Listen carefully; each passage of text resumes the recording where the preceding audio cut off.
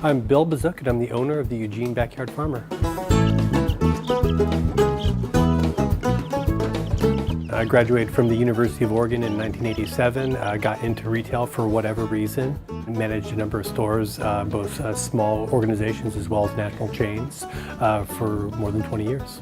I was working in the book industry. I started to see that I was very unhappy with my job and I wanted to do something else. And I did the classic thing where I just looked at what makes me happy, and I realized that whenever I got home at night, the first thing I would do is go into my backyard and start playing with my garden. So that was my happy place. I was working around the Christmas season, and there was a period of 3 or 4 days where probably 24 people came in asking for books on how to raise chickens. And I started researching and realized that backyard chicken keeping wasn't a fad.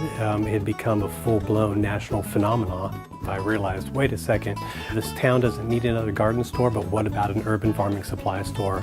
And once it hit me like a ton of bricks. So I did my research and then moved very aggressively to open up the store. Eugene at some point was going to get an urban farming supply store, so I had to be the first one to do it, because otherwise it was just going to be a matter of time before somebody took that idea. When the business was launched, it was in 2010. If you remember the state of the economy, it was a wreck. The president was saying that we need small businesses to revive the economy. I had a strong business plan. I had it vetted through the local community college business administration. Even though my business plan was properly vetted, the banks simply were not loaning at all. I started by emptying out my life savings. I sold all of my stock from the previous bookstore I was working at. I cashed out one of my 401ks, and I maxed out my credit card. We had no funds, and so marketing was the last thing that we could afford. We just couldn't afford to do it.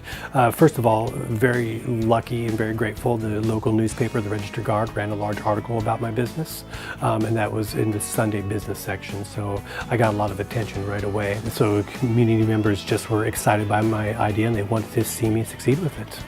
Getting back into the money and the marketing, there is still marketing that you could accomplish without any money, that being social media. So we started with a Facebook page, which has been growing significantly. I think we're up to about 3,000 followers.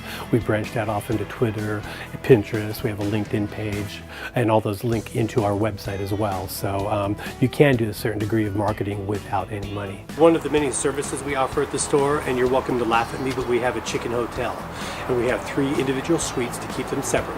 We charge $2 per chicken per day for the standard service, and then we also have a luxury service that includes meal rooms as part of your turn down. Regretfully, somebody hopped over our fence last night, broke into a chicken hotel, ripped the locked chicken coop door right off of the coop, and stole a chicken.